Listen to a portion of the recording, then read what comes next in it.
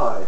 There's been some considerable discussion about failure of various federal programs to aid people in foreclosure distress with mortgage loan modifications.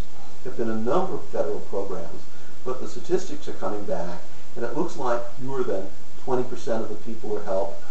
Sometimes the numbers are extremely small, millions applying, only thousands being aided.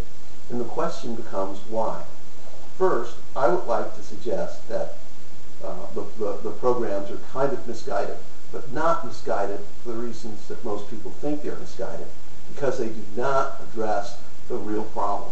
The real problem is prior to the time that the Obama administration went in and proposed its HAMP program, for example, there was already in place a HUD regulation which required lenders to assist distressed homeowners by accepting any offer that was reasonable. Now this program, this regulation, was seldom applied, but it was the law.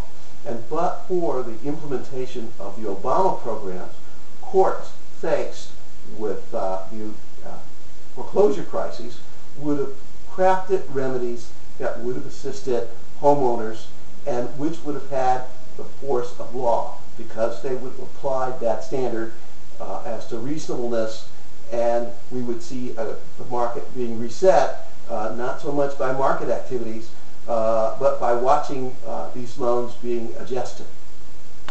So the Obama program interfered with the natural evolution of the HUD regulations and substituted for them a voluntary program with an incredible range of options, but all of which were voluntary to the banks, and all of which the banks would apply in the interest of saving their portfolios and a whole bunch of other goals which weren't consistent with aiding the market to redefine price or putting first, assisting the homeowners in maintaining their homes. These programs, in some very special ways, were doomed to failure because there are incentives still in the system that will encourage failure. For example, the first thing that the administration did was to bail out the insurance companies that had default insurance on the mortgages.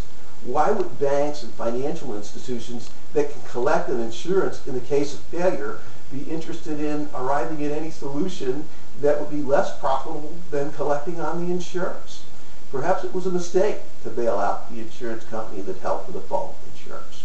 But the important thing to understand is that the critical work of resetting the market lies ahead of us, and that we haven't even begun to scratch the surface, and that most of the mechanisms that are being employed are just playing around the edges without facing the hard questions.